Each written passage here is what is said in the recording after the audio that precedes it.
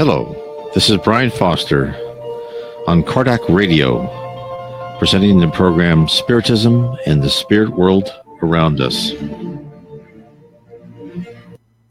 Hello to all my listeners and people on Facebook. I'm streaming this live, and we're also live on Kardec Radio. Don't miss getting your own Kardec Radio, 24 hours a day of Spiritism, music, talks, lectures, conversations.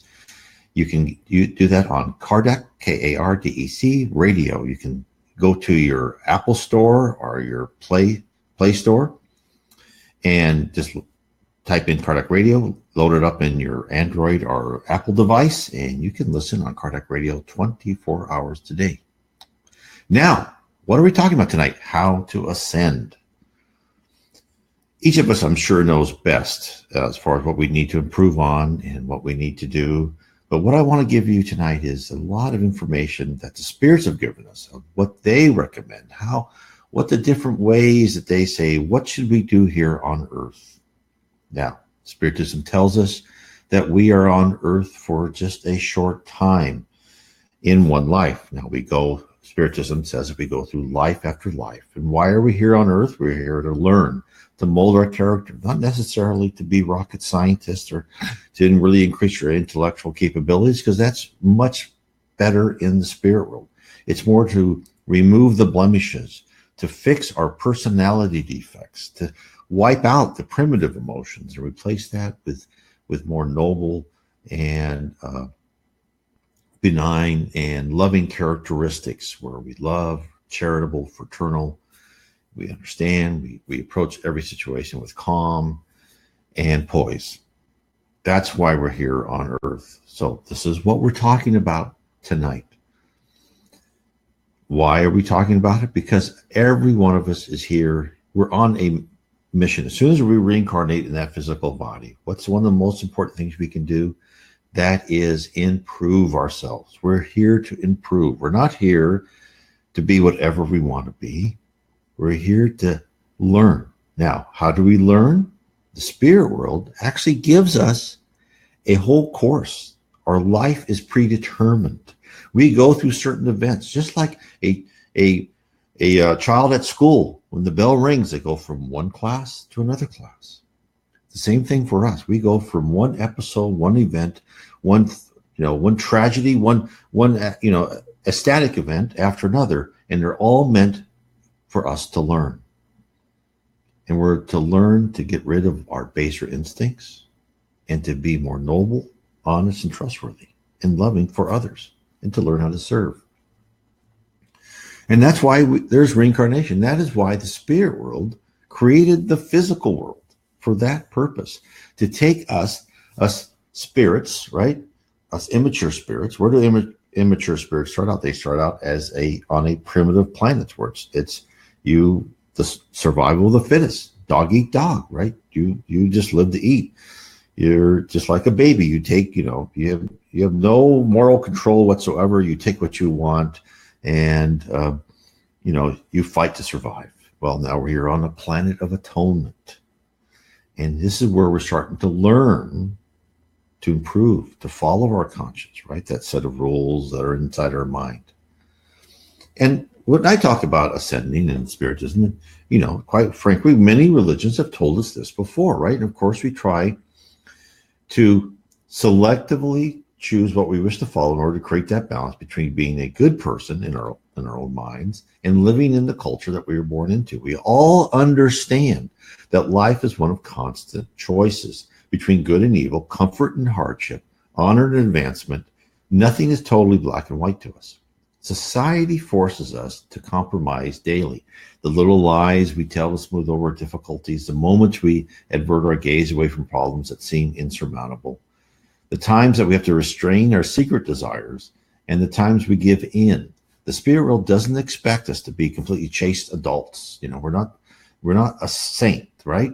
They fully understand that the 1,000 burdens we are exposed to as soon as we take on a physical mantle. And good evening to you, Jacqueline. So, in fact, we are expected and even pushed to go out in the world to accomplish two goals. First, to learn to survive in many different situations from multiple points of view. So we have amassed the experience to fully comprehend every possible combination of life events.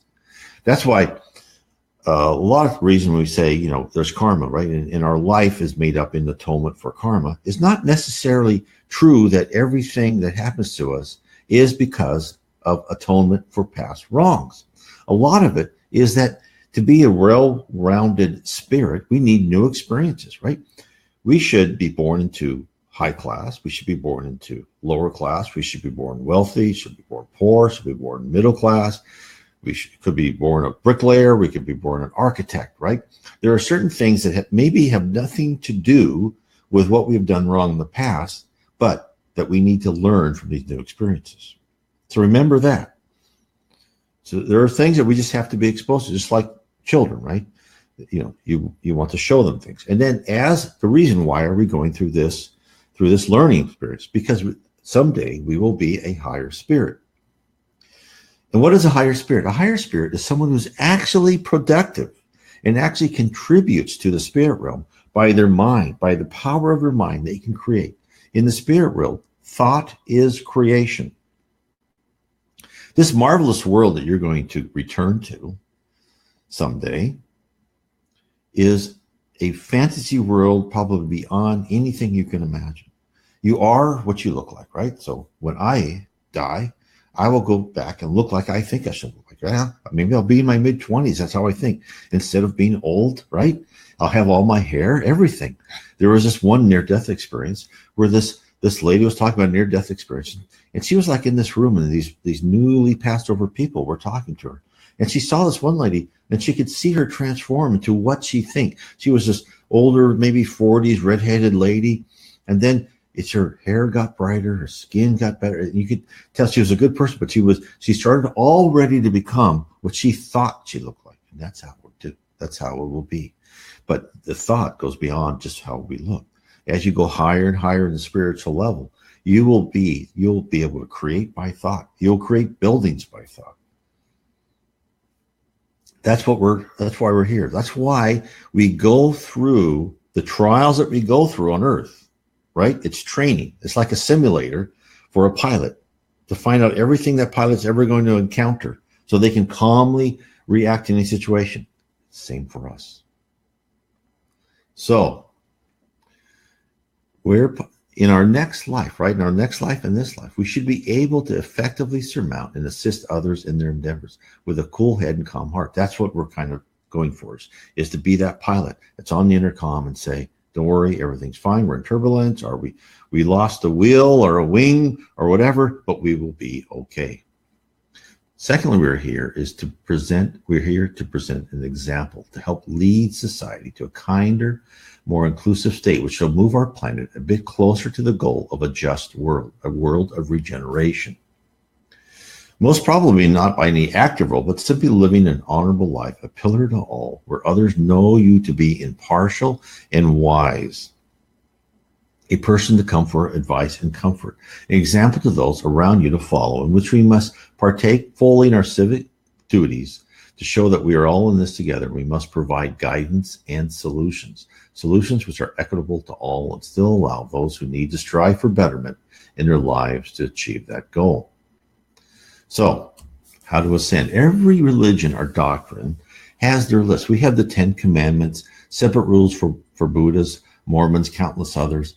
There are similarities and there are differences. And the major differences with Spiritism is there are no ceremony or dietary rules, only moral, right? Because whatever rituals you perform, clothes you wear, or food you consume is unimportant and has no effect on your spiritual condition. If you wish to follow any type of non-moral regulation, that is entirely up to you. So, in reading the spiritual literature, this is my list. It's not in any particular order. And this is not the official Spiritist list. I have gathered what I believe to be pertinent from the books by Allan Kardec, Francisco Xavier, also called Chico, who wrote more than 450 books, and other Spiritist writers. One other caution. Am I practicing exactly what I preach? No. I fail constantly. And I wrote this almost more for myself and for you, my dear listeners, to give me a goalpost, anything where I could think back and measure my progress or stagnation. Hopefully, I'm not going backwards. So hence, this is my list that I've gotten from my reading. So please discover for yourself what is pertinent to you and ignore what you deem unrequired. So my list is try and concentrate on love, fraternity, charity, honor, selflessness, and spiritualism. So it sounds pretty easy, does it not? I look at this list and I think, well, I'm pretty far along. Love, fraternity, charity, honor, selflessness, spiritualism. I'm ready for a higher level.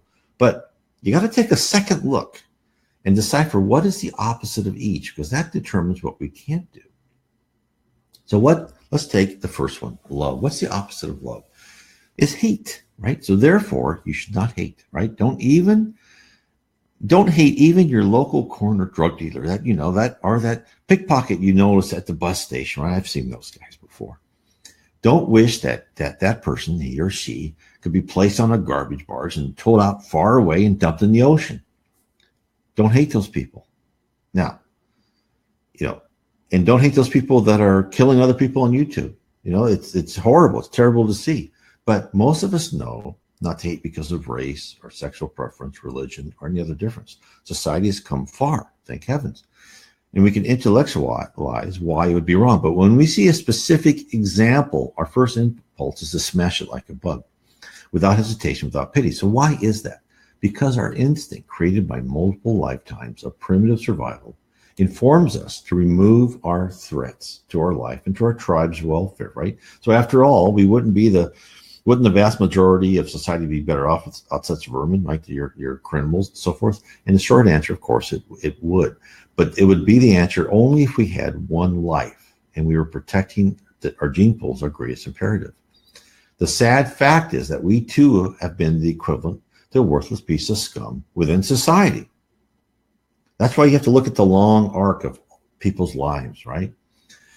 Hence, we need to pity that person and pray for their enlightenment. Now, this does not mean to say that they shouldn't be locked up. After all, a good decade or so behind bars may give them the suffering required for them to think twice about embarking on the same career in their next life. Who knows, that thug in prison could be the next great leader in 1,000 years. This is how reincarnation works. We go through life after life, we improve. Whatever we see other people doing, we have probably done worse or the same. That's right, to keep that in your mind. So control your anger, control your hate, right? You can be indignant, which focuses your energy on solving a problem. But for pure hate's a bad habit, try to break it.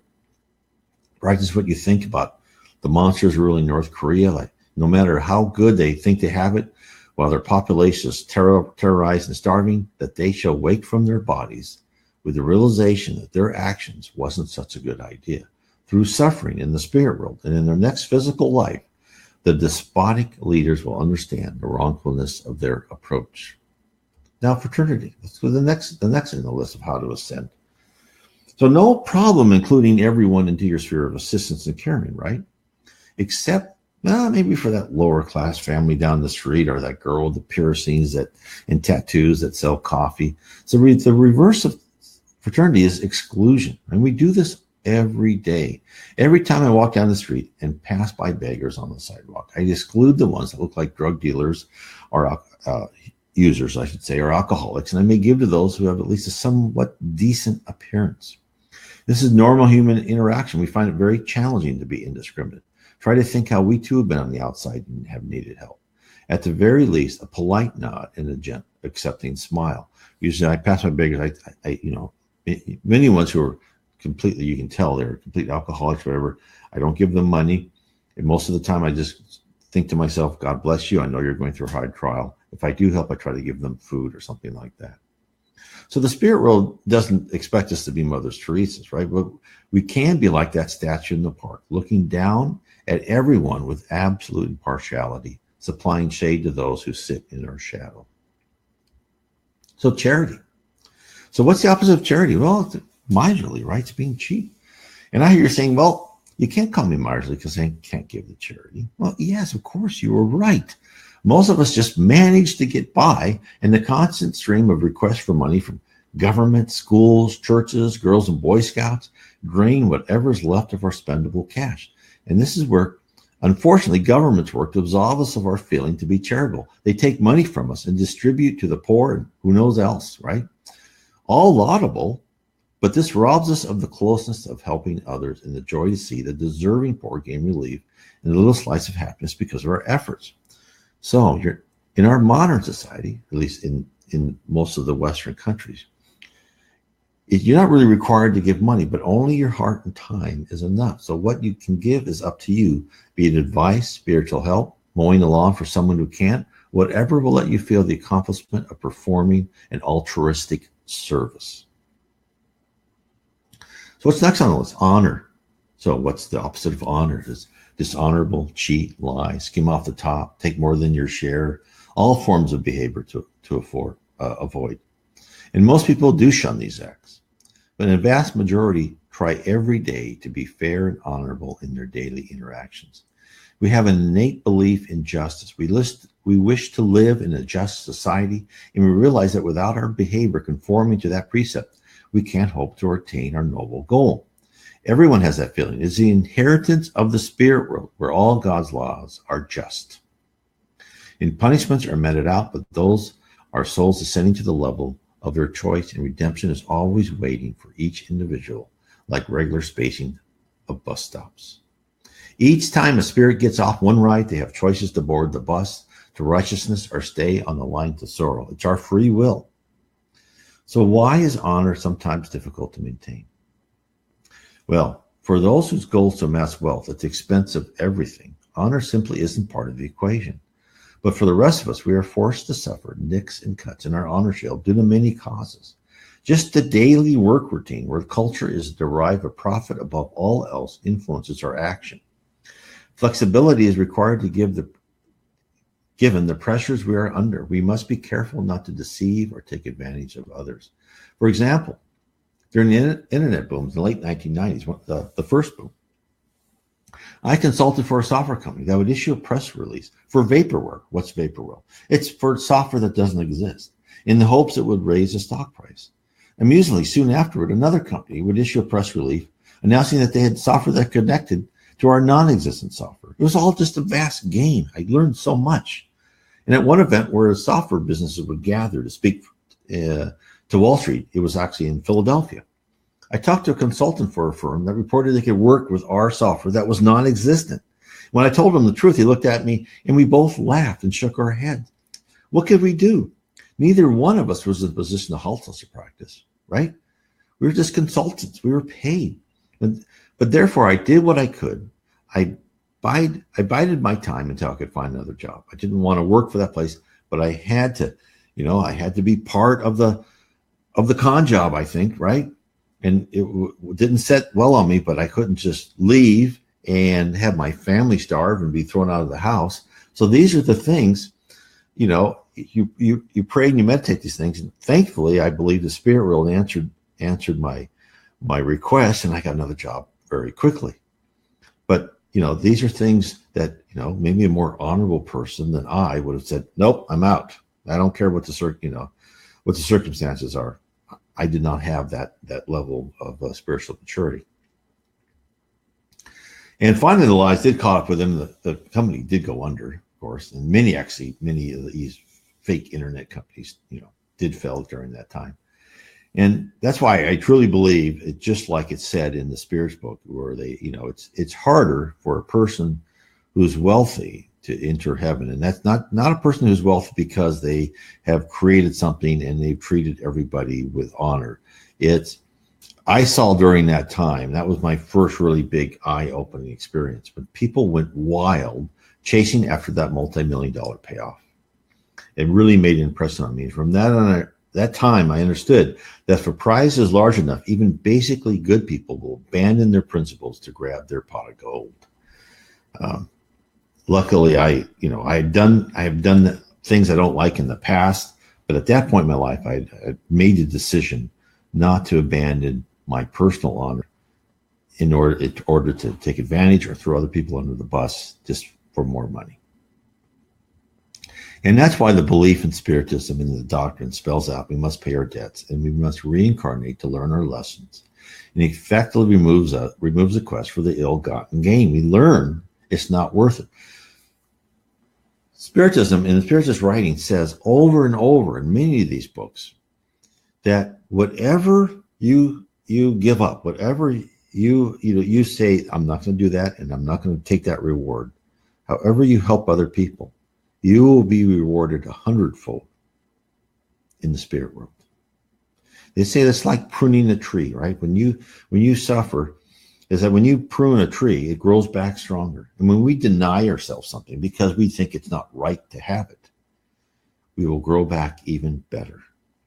Now, it's a hard concept to live in the present. It's a hard concept to live in this consumerist culture, right? Where you're daily bombarded by, oh, buy that new car, buy those new shoes. The more you can say, no, I don't need that stuff. I have myself. The better off you are. Now, what's the next one? Selflessness. Well, at first, selflessness may seem to overlap with charity and fraternity, but the opposite is selfishness, which may lead us to discover further situations to avoid. Emanuel Swedenborg, in his book Heaven and Hell, in which he's a great person, he preceded Allan Kardec by about 100 years. He actually in the 1600s. He's the first one that was a medium, and he was taken to the spirit world, and he said, "Oh my heavens, we are who we are when we die." And he wrote his books in Latin. Of course, that was kind of books he had, and the royal courts. It was just an amazing thing. Before that, no one, that was probably not well advertised, but he actually said, "Oh, okay, we are who we are when we die." Allan Kardec brought that even forth more within his book, The Spirit's Book. And he'd actually go and he would actually look at people when they died, what they did. And then he marvels at that. So he talks about how selfishness leads souls to remain tied on earth and unable to ascend. But he marvels at it. He's very intellectual. Since we all must be selfish to some extent, right? Otherwise, why would we work? Why would we invent? Why would we open a business except to gain rewards? He asks the question, how could selfishness be so bad? And he finds the answer in love of self is to wish well to oneself alone and to others only for the sake of self, even to the church, one's country, or any human society. It consists in doing good to all these solely for the sake of one's own reputation, honor, and glory. And unless there are seen in the uses he performs in behalf of others, he says in his heart, how does this concern me? Why should I do this? What shall I get from it? And therefore does not do it, which I think is a marvelous thing. And I think we've all been guilty of that. I know I have been guilty of that as thinking, well, if I do this, are people going to recognize me, right? Are people going to think I'm a good person? And that's doing something for the wrong reason. You should do it because you're trying to help someone else. But we're all, these are all hard things to completely remove.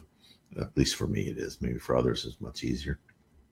So as opposed to accomplishing for the accumulation of possessions and for the uses of goods that can be marshaled for the benefit of others, in this case, we use our selfishness twofold, right?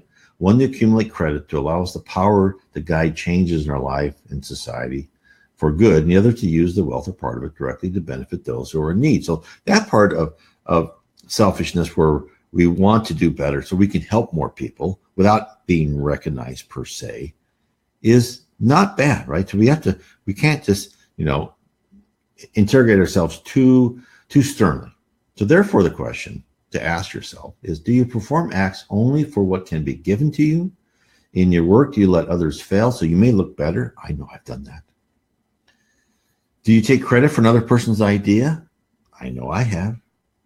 When I was intent on moving up the corporate ladder and saw the tactic utilized by those at the top, I copied them. I didn't feel good about it, but I consciously acted in a selfish, in a most base manner with the hope that I too could reap rewards. I could get higher in the salary, higher in the power, right? I felt like a shark circling the bait ball, picking off the most naive and trusting. What an utter fool I was. What an idiot. It didn't buy me anything except stress, right? It didn't buy me anything. Taught me a good lesson, though, not to do that again. Of course, that's why I've never been successful since then, right? No one could say I'm a successful business person. I try to do what I can for the company I work for, and do the best that I can. I'm not trying to create empires, just on my own level. So what's the next list? Spiritualism, right? So that should be easy. We can all bless others and read more about how to improve. And yes, that is certainly part of the equation. However, we ponder our spirituality listening to satellite radio in our leased car while wearing the latest fashion. And, do we feel the weight of materialism pulling us down like gravity to earth? So the reverse of spiritualism is materialism. And the age-old struggle between turning our focus higher or lower, maintaining a balance, is difficult for everybody, me included. After all, we work hard and we certainly deserve a reward. There's nothing wrong with material pleasures as long as they aren't the driving factor of our existence. As an example, you work 2 jobs to afford the new car, while your kids are left to figure out their homework and problems on their own. This type of behavior may signal that your priorities need to be altered. Own your possessions. Don't let them own you. Know that you can live simply and in the process be stress-free by little acts of denial. There is a whole movement for simpler living currently thriving, full of people who realize that burdening ourselves with a mountain of debt really doesn't buy happiness. Just the contrary, it brings worries and anxieties. And if you think you can't cut back because of what your friends would say, then are they really your friends? They don't care. They don't care more about the latest gadget than about you. It is you they want to associate with, and you they wish to be part of their lives. So instead of shopping, pick up a book or search the internet for information about Spiritism and read it. Learn what can be guided by making small changes in your life. And that is why I say, learn about Spiritism on the site I'm streaming right now, Spiritism and the Spirit World Around Us. You can go to the file section and you can see Spiritism 101. You can download that PDF for free. On my site, nwspiritism.com, it's on the banner here as I'm streaming. Learn about Spirit. Learn about the doctrine of Spiritism. Learn about the spirit world. Learn about why we are here. And so I made that list for help to guide us to appreciate that by focusing our energies on knowledge and understanding others with love and caring, we enable our pure spirit. We lighten the ties that connect us to earth. And as we gain wisdom, we realize that everything in the physical world evolves into decay. Every building, every statue one day will be dust. One day, the earth, the sun, and the entire solar system shall be dead planets, shrouded in darkness. But you, an immortal soul, shall remain performing good works on other planets in the universe. And with this knowledge, start training yourself to be in the habit to think positive thoughts, to wish all well, bless those unfortunates as you pass them by, restrain your malicious gossip, concentrate on building up of others. You may not be recognized in this life. Probably most certainly you will not be. But that's just totally unimportant, for you shall be on your way to perfection. You'll advance in one life. You'll advance greatly. Geraldo Dutra, a speaker in Brazil, and he's very wise. And he says, spiritual advancement isn't just like a straight upward line. It's spiritual advancement is like a hockey stick line. Is once you really start understanding it, it starts going up like this. It's a high trajectory. Once you really understand that you're on earth, not to accumulate more goods, not to be the top of the heap. In fact, usually that's a bad idea. But you're here to improve yourself. You're here to reform your character. You're here to learn to become a productive man, a productive person in the spirit society. And being a productive person means you have to control yourself and want to serve others, not be served. And that is and you will enter into a world that is beyond your imagination. And if you'd like to learn more about that, I would say, first, you can go to my site, NW Spiritism. On the right-hand side, I have my books, right? I have a picture of Allan Kardec. You can click on this picture. You go to EDICI bookstore. You can buy the Spirits book, books by Chico Xavier, Allan Kardec, Yvonne Pereira. I have my books, which I try to accumulate from the spiritualist literature I've read in English, in things like the case for reincarnation. Why are we here? Why are you reincarnated? You know, this is, what's the process for reincarnation? How is your life determined? Do you know that you are part of the determination of your courses in life? If you were in one of the levels of heaven to begin with, if you were more down in the lower zone or below, those were usually probably assigned to you. But I'd say most of us, anyone interested in improving ourselves, was probably at that some level where we said, yes, I think I need this to improve on. And so everything about you, everything you go through, the house you buy, the spouse you married, or divorced, or whatever, right? The career you have is predetermined for you to learn these lessons. And if you learn these lessons correctly, this will, this will make you ascend. Yes.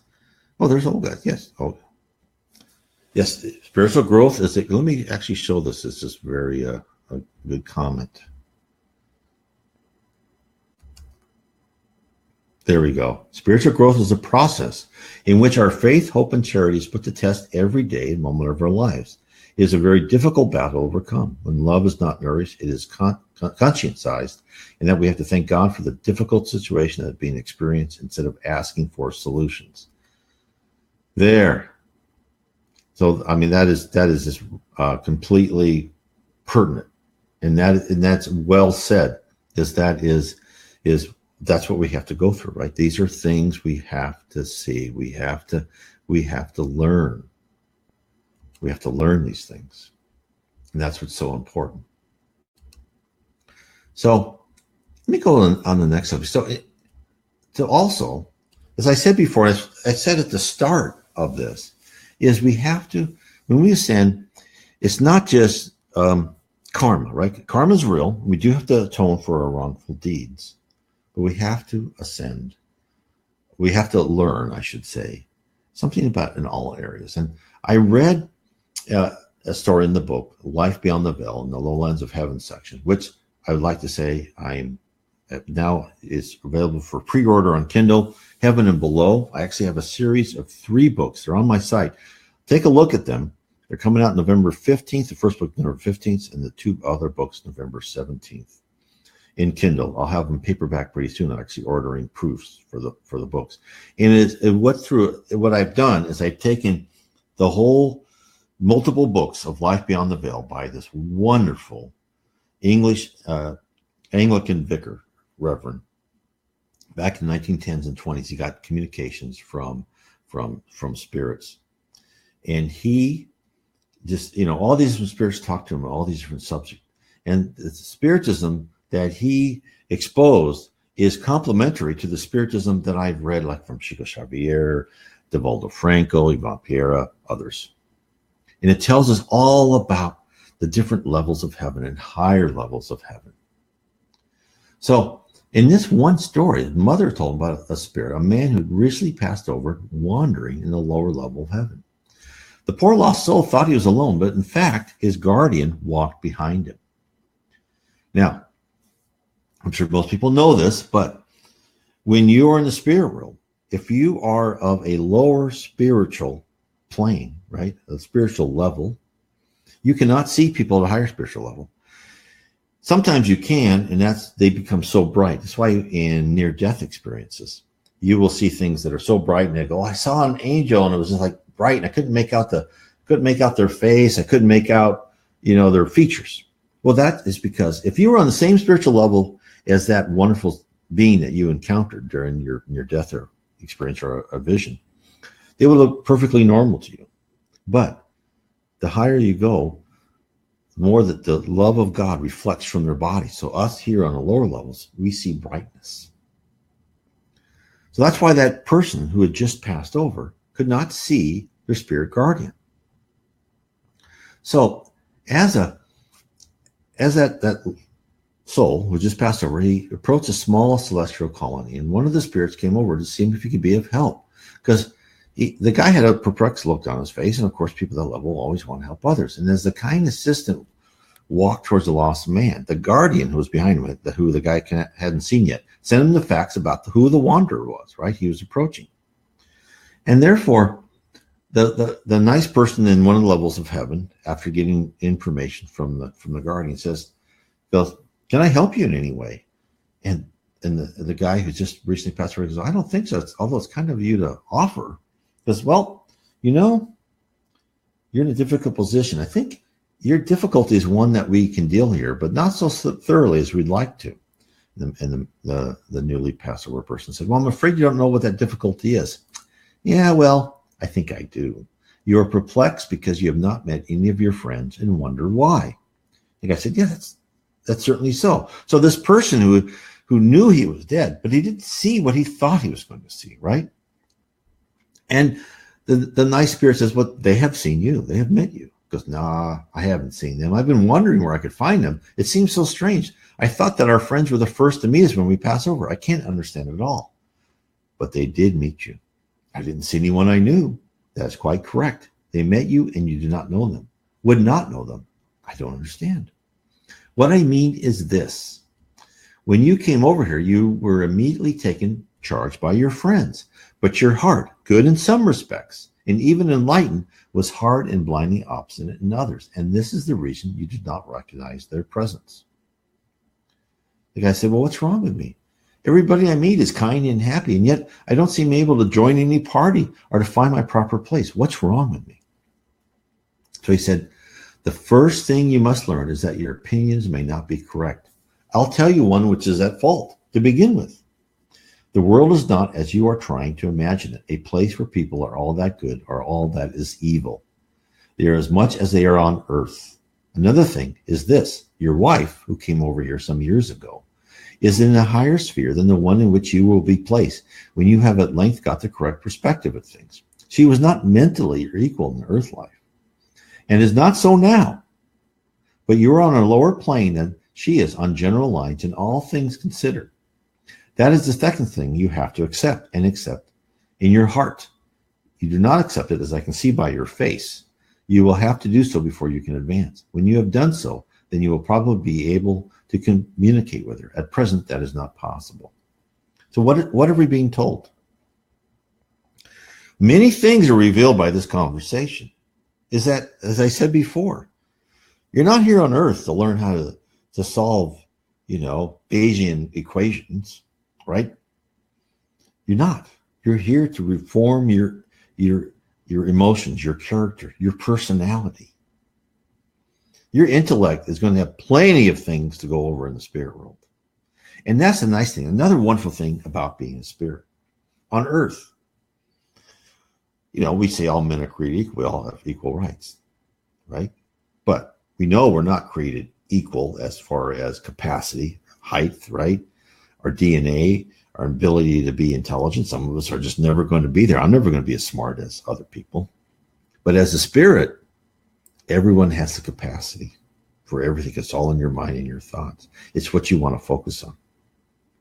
You really, truly are created equal. It's what you make of your personality. It's how hard you work. That's the wonderful things about the spirit world.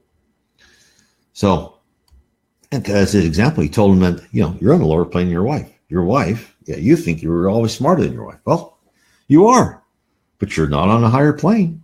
Because you don't have the wisdom. You don't have the love. What wisdom is emotion plus intellect. And that's one of the things we're here is as much as we'd like, especially me growing up, right, thinking that you just want to be logical, but you need that emotional aspect. You need to combine the two. And so therefore, it was presented to us some of the eternal truth of ascending into heaven. It is not entirely how smart, how clever, how quick you are that counts. It is also your capacity for empathy, kindness, service towards others. In other words, the amount of love you possess in your heart. True love which transcends family ties, race, class, or prejudices of any type. You must cultivate your emotional and intellectual talents equally. In higher spirits, combine the two. When one is predominant over the other, then the next life may emphasize the development of the weaker attribute, whereas the man in question who is intellectually gifted may be directed to live his next life in humble surroundings, so he may learn to increase his spiritual quotient. Lessons may be put before him to teach the need for faith and love.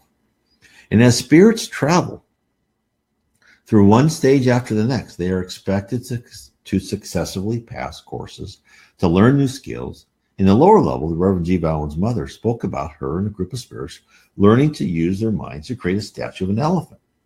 And at first they failed miserably, but they all laughed about it, right? They're all learning to use their minds to create. She also mentioned different colleges, one to examine the effect of colors, another to create new music and sounds, which would be processed in the spheres above and then sent back down to inspire humans. So that the spirit Zabdal, when he talked to the Reverend G. Bowen, which I talk about a lot of this whole heaven and below, right? How spirits guide us, right? Spirits in the spirit universe. These are the main theme of the books that I have written. Will tell you everything about the spirit that was revealed to the Reverend G. Bowen. Plus, I supplement this information from the writings by Francisco C. Xavier, Divaldo Franco, Yvonne Piera, other writers that I've seen. I try to bring it together and fully explain what the spirit world is all about and why, what it is, right? I'm sure it doesn't explain everything, but it's giving you a glimpse of what is awaiting to you. And by having that glimpse of what is awaiting you, you will then understand why you're on earth and why you have to go through what you have.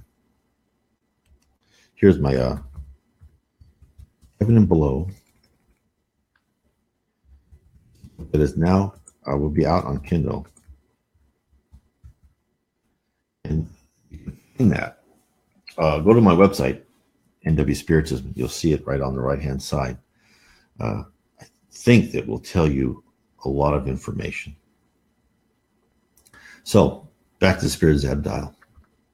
He provides us with information. He talked to the Reverend G. Bowen with the need to balance our focus and development. When Zabdial was on a watchtower in the upper regions of the 10th level of heaven, he learned about a colony in the lower area of the 10th sphere. He was curious about the small settlement. It seemed well organized and somewhat different from the other settlements in the area. He asked his guide on the watchtower about the colony. He was told that some spirits who have reached the 10th level have experienced difficulty in that they have not yet progressed in all the heavenly sciences, as they should have. And then Zabdial explained in more detail to the Reverend G. Bowen. He said, these are some who progress evenly in all. There are some who progress evenly in all the faculties which are theirs, but others do not develop all the sciences and faculties and attributes equally along the way. Some may intellectually develop, maybe emotionally. There's all different factors. And therefore, they come to the 10th sphere. In some attributes, they are higher than that, some lower. So they're there to rise up those things which are what is lacking. And that's a little peek into where we are and on earth, right? We are here to improve ourselves on what is lacking. Some of us may have been nice, kind, wonderful people, right? And in this life, we have to do something else, right? They know that we're nice and kind and wonderful.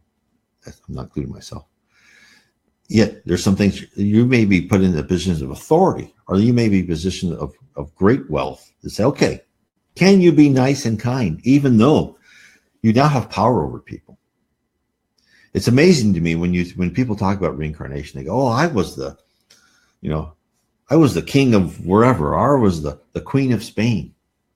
And actually, you never really want to wish that, because by having great power, you also had the capability of great damage. In fact, Geraldo Neto gave this wonderful speech. He was talking about a reincarnation, and he talked about this family. And there's this wonderful family that actually helped Chico when as far as one of his jobs he did before he retired, even wrote more books. And that this one woman who was just a wonderful woman, and as she got older in life, there's something wrong with kind of her hips, right? And so the doctor created this thing to kind of force her bones into a certain position. It was like this torture for her being in this. She hated it, but it was necessary. Why did that happen? Well, in a previous life, she was the queen of Spain. And although she never said, oh, torture this person, right? She signed documents given to her by the Spanish Inquisition, who did torture people, to have people tortured. And hence, this was part of her atonement. So even if you're a good person, really, they might give you that other test to say, can you be a good person when you are rich and powerful and everyone is kissing up to you, right? And you can do whatever you want. We've seen this in the news lately, where these people who have just gotten away with horrible things for long, long periods of time, all of a sudden, and they use their power for their own desires. It doesn't end well. I feel pity for whenever I hear that. I feel so sorry for these people. So anyway, so what I want to tell everybody is that Jesus in the spirit world, our Christ, he awaits our ascendance, and he is here. He's the governor of our planets, who wants us all to succeed. And when I talk about Jesus and Christ, I'm not saying that Christianity is the only religion on earth. Christianity is one of the religions. Spiritism is a doctrine, it's not a religion. Other messengers, right? Buddha was a messenger from Christ. Zoroaster was a messenger from Christ. Muhammad was a messenger from Christ. None of these people were as perfect, right? Some things, I'm sure they made mistakes along the way, some of their interpretations. And then a lot of it is even Christianity, right? The Catholic Church. Spiritism tells us all about the Catholic Church, saying they need to learn how to serve, not to be served. That's one of the reasons St. Francis of Assisi came to earth. He was actually one of the apostles, reincarnated to help show the church. It didn't work. But our wonderful Christ wants all of us to succeed, even people who are in the deepest levels of purgatory will one day ascend. That's what's the beautiful thing about the spirit world that God created, is that there's no permanence to anything. Everything is dynamic. Your thought tells you where you're going to be. And that's why we on earth, when we want to ascend, we must really control our brain, our thoughts. As an example of this, and Jesus in the spirit world is more than just this person. We think of Jesus as the guy in a robe and sandals and smiling at us and giving us love, and which is all true. But Christ is really like this dynamic CEO, right? This president, this governor who leads, who commands forces, who tells, yes, have the earth go into this direction, right? He's the one that selected, said, okay, the new world, right? After Europe becomes Europe, but someday Europe will be powerless. We saw it right after World War II, right? The next leap for mankind is going to be the Western Hemisphere, right? And what he said is Brazil will be the heart, where the United States is now will be the mind, right? And this will help us spread Spiritism. So what he's done, though, is he's always helping. He appears in the spirit world. He helps motivates people, and he's trying to marshal his forces to help us. And that's why there's so much out there. There's so much out there for us. And that's why I want to end with really saying the way to ascend is to maintain our composure at all times. Right? And it's hard because I'll sit there, right? And I'll sit in the chair and then the dog will bark right by me. I go, and I'll hit it, right? And I thought, oh God, why did I do that? Right? It's just that primitive emotion, but something startled me and I hit the poor dog. I shouldn't have done that. I tell myself, why did you do that, you idiot? So, but these are things that's what we have to work on. And one of the central tenets of Spiritism is you are what you think. Actions don't come from the physical or verbal act, but originate with your mental activity. And Andre Luis, who was this great spirit, and I recommend reading his books. It starts with No Solar. It's actually a movie too, No Solar. Let me write that down there so people can see that, because you can get this book. There you go. No Solar. It's also it's a movie. You may find it also called Astral City.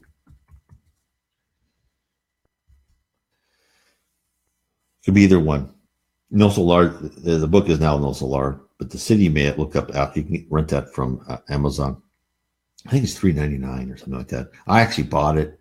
It's one of those movies we like to watch, at least once a year. It's great, and it tells you all about Andre Louis and how he died, how he was rescued by the spirit mentors and taken to a celestial city or an astral city. And he would come down, he would help. He was shown how much the spirit world helps and guides us. And I talk a lot about that in my second book of the series, third book, How the Spirit World Guides Us. And also I talk about the future of Earth. There's a lot of things about the future that is exposed in these books by the Reverend G. Vowell. It's very interesting. So to get back to Andre Louis, he wrote, it was dictated to Francisco C. Xavier in the book, The Messengers, where after he and his colleague, who was named Vincent, attended a lecture, decided to talk to the other attendees. And Vincent told Andre that their instructor considered any enriching conversation to constitute useful work. And Andre replied, and what if I decided to revert to the type of shallow conversations or gossip so often heard on Earth? Now, who of us, me completely, yes, haven't been guilty of gossip, malicious gossip, right? It's kind of our entertainment value, right? And so Vincent smiled and said, well, it would be your loss. Bear in mind that here, words and thoughts become characteristic features of your individuality. And if you engage in degrading conversations and thoughts, our instructors know immediately your presence would become unpleasant and your face would be surrounded by a dark haze. So this is what I want to get everyone to know. You are your thoughts. On Earth, as long as we keep our mouth shut, people think, oh, what a nice person, right? He's kept their mouth shut. And we know that if we start talking, we reveal ourselves to be who we are. So a lot of us are smart enough to keep our mouth shut. In the spirit world, that doesn't work. Your thoughts are an open book. In fact, here on Earth, we live in the spirit plane on the umbral or lower levels. Other spirits around us can see our thoughts. We are a completely open book. When your mother told you when you were a small child that God sees and hears all, knows what you're thinking, she was absolutely correct. In the spirit world, when our thoughts are exposed to everything, that's why on Earth, if you can start learning to control your thoughts, and when you have those negative thought like, oh, no, that person, that doesn't know how to dress, or yeah, he's well, why doesn't he shave, for heaven's sakes? Don't think, just cut that off and say, okay, well, that person wants to be what that person wants to be. That person, right? This poor alcoholic sitting there, God bless him, he's having a hard trial. It hasn't succeeded too well. I hope he gets help. If you can do that, that will make all the difference in the world when you start rising levels. Because if you can control your thoughts, which is really hard, right? Even Socrates, who was another one of the ministers of Jesus Christ, he said, thinking here on Earth is almost impossible. You have 1,000 emotions, right? Coming at you all the time. And if you can learn to control your thoughts and get rid of bad thoughts and not engage in gossip, right? That is just an amazing achievement. So think about that. So that's really one of the first steps you want to do as you ascend higher in the spirit realm. You'll be trained to use your mind to create what you have willed. So therefore, of course, you got to control your thoughts because you're going to have this immense power. We are, higher and higher spirit has like nuclear weapons on their belt, right? They can create by their thought. They can do things that you cannot believe. In the book on the Way to the Light, Christ and other spirits came together to form our universe, to form the planet Earth, to form the moon. That's their power. When we have power like that, would you want someone like me who can't yet control their thoughts say, Well, let's create an earth. Oh, but wait, I thought about something else, right? I screwed up. No, you don't want that. You want someone professional. You want someone competent. And that's why we're on earth to train, is to be professional and competent. And so we travel through multiple lives for a reason, and that is to perfect ourselves in many circumstances and conditions. It's not enough to be relaxed and in control most of the time. It must be a constant. Otherwise, we shall not be allowed to manipulate such power as what we're going to inherit. So again, if you wish to learn more about reincarnation, what the process is, go read my book, The Case for Reincarnation, Your Path to Perfection. Or look at my book, Explore Your Destiny. It tells you all about the spirit world. And again, I say, I have Spiritism 101, the third revelation. It's only 99 cents on Kindle. It lets you start exploring Spiritism. You can read all about different aspects of Spiritism on my blog, nwspiritism.com, which I would recommend. You just, exploring that, right? Explore that and see what you think. You may think everything is ridiculous, but you may learn something. You may get something of help from it. I've noticed that a lot of people, when they talk to me about what's happened to themselves, in fact, just yesterday, I wrote an article. I published an article, I should say, or posted about a near-death experiences by Diego. And this one guy wrote me saying, "Oh my heavens," goes, "this is what I went through." When I try to tell my friends, they look at me like I'm completely idiot. But now I'm reading what happened to this other person, and you're explaining it, and now I understand it. And that's exactly what happened to me. So this is what Spiritism gives you. It's when you've had these thoughts and you've seen this phenomena and you can't explain it, Spiritism gives you the other side of the equation. That's why I wrote my book, The Spirit World Talks to Us. And what happens in what really happens in near-death experiences. And I went through different near-death experiences. And I said, okay, this is what that person saw. This is what the spirit world is trying to tell that person. And this is why the spirit world is telling this person. And that's why the more we understand about Spiritism and the spirit world, the more we understand is why we're on this life, right? Before I got Spiritism, it's like, why is this world so chaotic? Why is God so cruel? Well, God is not cruel. God is teaching us. And when we know that we go through incarnations and we are immortal, you cannot be killed. When bad things happen to people, even good people, that's just taking a chess piece off the table. And that's it. Okay, you've learned some lessons here. Now you go back to spirit world. Then you'll come back again. There's no death. There's just transformation. All Spiritism is trying to do is get you to understand why you're on earth, what you're here for, what the environment you're in, what you should strive for. It's all very revealing. And the more you understand this, the calmer you are. Because if you're in life and you don't understand, well, why am I here? Why are all these things happening to me? And you become stressed and anxious. But as you understand Spiritism, and you start, it's like you're standing on this hill and you're looking down and you're seeing, oh, okay, that's me down there on that path. I'm just going through the second period of my class, right? I probably got an F in that one, or another one, maybe I got an A, but it's all part of the learning experience. And it's all about improving ourselves. And that's really what we talk about tonight, is how to ascend. And how to ascend is start improving yourself. And the basic central tenet is to internalize, right? Control your thoughts, control your mind, look for the good, look for the positive. So I want to thank everyone tonight for being here. It's been a wonderful pleasure. And it's very wonderful that people are here listening to me tonight. And I just want to thank everyone that has been part of our comments. And also I want to say, Olga, thank you for that wonderful comment.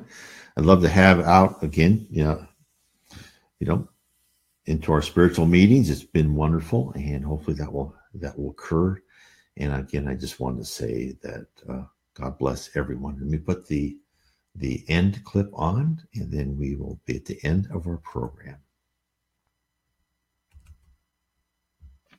I would like to thank everyone for listening to our program on Kardec Radio, and to point you in the direction to find more information about the spirit world around us. You can visit my blog at www.nwspiritism.com. Again, that is www.nw as in Northwest Spiritism.com.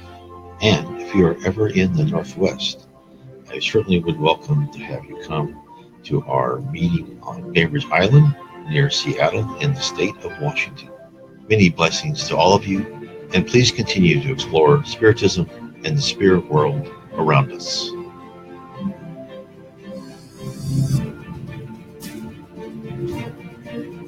Thank you, and bless all of you on this wonderful November 5th. Hopefully I'll see you again next Sunday, same time. Every Sunday we talk. Put comments on the Facebook. God bless.